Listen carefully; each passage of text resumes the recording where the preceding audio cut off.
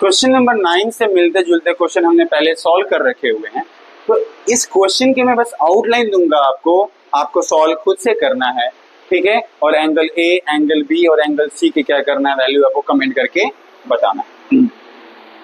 ध्यान से देखिए, एंगल बी और एंगल 70 का रिलेशन क्या होगा, तो हमने पढ़ा था वर्टिकली अपोजिट एंगल। जब भी कहीं पर दो लाइन आपस में इंटरसेक्ट करती हैं तो इनके जो अपोजिट के एंगल होते हैं, दोनों एंगल क्या होते हैं, इक्वल होते हैं। यहाँ पर सेम इवेंट हो रहा है, दो लाइन क्या कर रही हैं, आपस में इंटरसेक्ट कर रही हैं, तो एंगल बी का वैल्यू उतना ही होगा जितना इस वाले एंगल का वैल्यू है।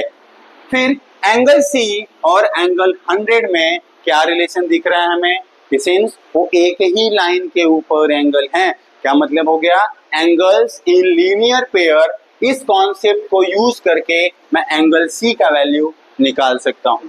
सिंस यहां से मैंने बी का वैल्यू निकाला, यहां से मैंने एंगल्स इन लीनियर पेयर का यूज करके मैंने एंगल सी का वैल्यू निकाला, तो हम ट्रायंगल पे अगर कॉन्सेंट्रेट करें तो angle A plus angle B plus angle C मिलाकर 180 डिग्री होता है। रीजन क्या है, sum of angles of triangle. और बी और सी की जो वैल्यू हमने यहाँ से गेन करी है, लाकर इक्वेशन में पुट करके हम क्या कर सकते हैं, एंगल ए का वैल्यू निकाल लेंगे।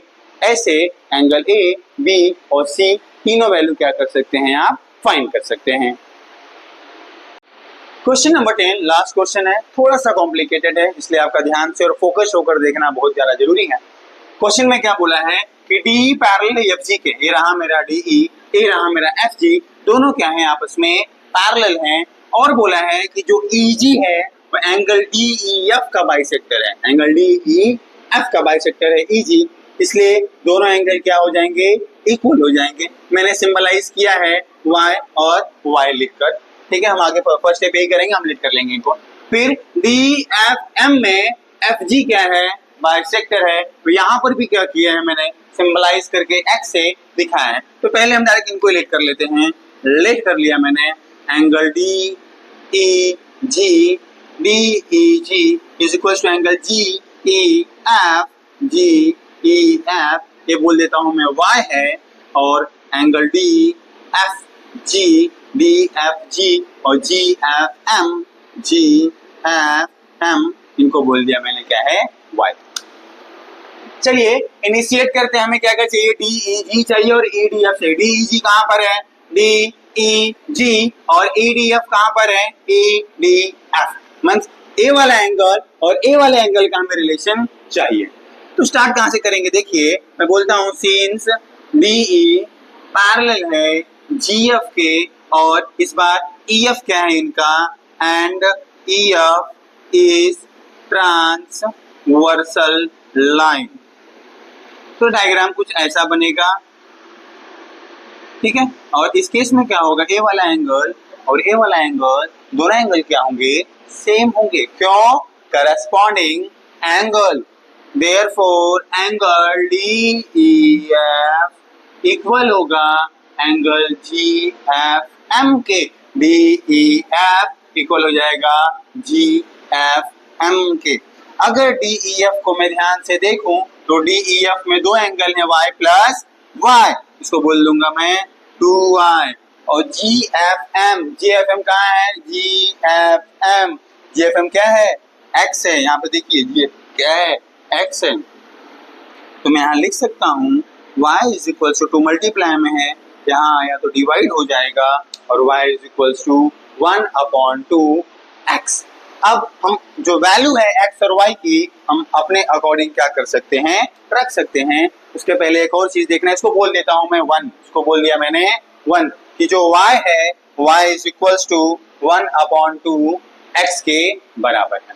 फिर since again D E parallel है एफ जी के या जी एफ के, आप लिख सकते हैं। और इस बार डी एफ क्या है इनका, ट्रांसवर्सल है, and D F is transversal line.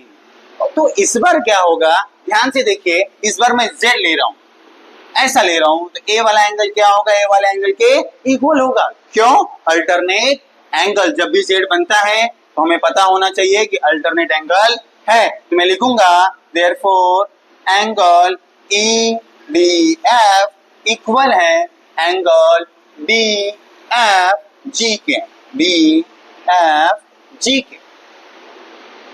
EDF का वैल्यू कितना है? ईडीएफ का वैल्यू नहीं पता, लेकिन डीएफजी का वैल्यू पता है मुझे, डीएफजी, डीएफजी का वैल्यू कितना है? एक्स। तो ईडीएफ ऐसे ही रहेगा और डीएफजी के बदले कितना हो जाएगा? एक्स हो जाएगा।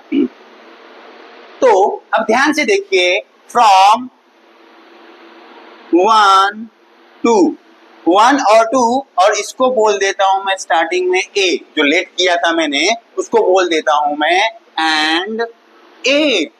अब ध्यान से देखिए, जहां पर x है वहां पर मैं क्या रखूंगा? EDF। जहां पर भी x है वहां पे क्या रखूंगा मैं? Half angle EDF। और जहां पर y है, y की जगह पे मुझे DEG चाहिए, तो y की जगह पर मैं क्या रख सकता हूं? DEG रख सकता हूं। इसको मैंने क्या किया है? एक रेफरेंस से उठाया है, देयरफॉर यहां लिख दूंगा मैं एंगल DEG। और ऐसे ही हमारा जो फर्स्ट वाला स्टेटमेंट था वो प्रूफ हो गया। अब देखिए, दो स्टेप लिया है मैंने। फर्स्ट मैंने DE और FG को पैरेलल और EF को ट्रांसवर्सल लिया, फिर मैंने फिर DE और FG को पैरेलल, और सेकेंड टाइम मैंने DF को ट्रांसवर्सल लिया, और मुझे 1 2 के रिलेशन मिले। जो स्टार्टिंग में मैंने ए को लेट करा था वहां से कुछ रेफरेंस लिया मैंने कि DEG y के बदले में एंगल DEG लिख सकता हूं। तो यहाँ पर y के बदले मैंने क्या रखा? DEG रखा, और यहाँ पर x के बदले मैंने क्या रखा? EDF रखा। तो हमारा जो फर्स्ट वाला स्टेटमेंट था कि एंगल DEG बराबर है equal angle half of angle EDF। चलिए, अब सेकेंड जो हमें प्रूफ करना है वो क्या प्रूफ करना है? देखिए, हमें प्रूफ करना है कि जितना EF है उतना ही क्या है? FG। चलिए, सिंस सेकेंड स्टेप में जा रहे हैं हम, तो हम ध्यान से देखेंगे कि फिर हमें पता है कि DE पैरेलल है GF के या FG के, और इस बार ध्यान दीजिए मैं ट्रांसवर्सल किसको ले रहा हूँ? EG को ले रहा हूँ, and EG is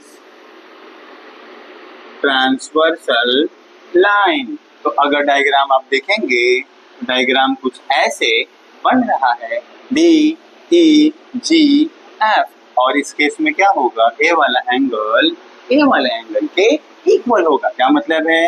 therefore angle DEG equal है एंगल EGF के, DEG इक्वल एंगल EGF के। मीन्स ए वाला एंगल और ए वाला एंगल क्या हो गया? इक्वल हो गया। इसको बोल देता हूं मैं, इसको भी नंबर दे दूंगा, नंबर 3। ठीक है, और हमें स्टार्टिंग में बोल के रखा है कि EG बाइसेक्टर है, और उस केस में एंगल DEG और एंगल GEF दोनों क्या हैं? इक्वल हैं। कहाँ दिखा मैंने? DEG और GEF पहले से क्या है? इक्वल है। From third and A, third से क्या मिला मुझे? कि ए वाला एंगल के इक्वल है। ए से क्या मिला मुझे? ए वाला एंगल के इक्वल है। मतलब क्या हो गया? अगर इन ट्राइंगल को, एक ट्राइंगल देखिए EFG, ट्राइंगल EFG को हम ध्यान से देखें तो हमें मालूम चलता है कि ए वाला एंगल इसके भी इक्वल है, ए वाला एंगल इसके भी इक्वल है, मतलब ये दोनों एंगल भी आपस में क्या है? इक्वल है। चलिए हम लिखते हैं, फ्रॉम थर्ड एंड ए से हमें क्या मिला?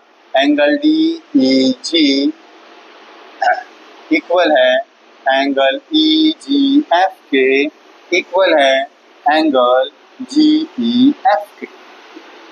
नाउ इन ट्रायंगल EFG में ध्यान से देख रहे हैं हम, तो हमें क्या मिला? कि एंगल GEF इक्वल है एंगल EGF के, हमने आइसोसेल्स ट्रायंगल थ्योरम पढ़ा था। उसमें क्या पढ़ा है हमने कि अगर दो साइड सेम हैं तो इनके अपोजिट एंगल भी क्या होते हैं, सेम होते हैं। तो कन्वर्स क्या होगा, अगर दो एंगल सेम हैं तो इनकी अपोजिट साइड क्या हो जाएंगी, इक्वल हो जाएंगी। अगर ट्रायंगल को ध्यान से देखूं मैं तो ट्रायंगल कुछ मेरा ऐसा बना हुआ है कि ए वाला एंगल के इक्वल है, इसलिए इसकी अपोजिट साइड ए और इसकी अपोजिट साइड ए वाला दोनों आपस में क्या हो जाएंगे, इक्वल हो जाएंगे। देयरफॉर मैं लिखता हूं कि ई ऑफ इक्वल हो जाएगा एफ जी के, और इसका रीजन होगा converse of isosceles triangle theorem. इस थ्योरम के बारे में हम अगले वीडियो में, अगले लेक्चर में हम पढ़ेंगे कि आइसोसेल्स ट्रायंगल थ्योरम क्या है और converse of isosceles triangle theorem क्या है, तो आपको और अच्छे से समझ में आएगा। मैंने एक आउटलाइन दिया आपको कि थ्योरम में क्या है। थ्योरम में बोला है अगर दो साइड सेम है तो अपोजिट एंगल कॉन्ग्रुएंट होंगे। कन्वर्स क्या होगा, अगर एंगल कॉन्ग्रुएंट है तो उनकी अपोजिट साइड भी क्या हो जाएंगी, कॉन्ग्रुएंट हो जाएंगी। तो हमने यही कॉन्सेप्ट यूज किया है कि ट्रायंगल के अंदर ए वाला एंगल के इक्वल हो गया है तो इनकी अपोजिट साइड्स भी क्या हो जाएंगी, इक्वल हो जाएगी, और हमारा दोनों स्टेटमेंट क्या हो गया, प्रूफ हो गया। ये क्वेश्चन थोड़ा कॉम्प्लिकेटेड था, इसलिए आप कई बार इस क्वेश्चन को प्रैक्टिस करिए। जब तक नहीं समझ में आता है तब तक प्रैक्टिस करिए, और ऐसे ही हमारा एक्सरसाइज खत्म हो गया।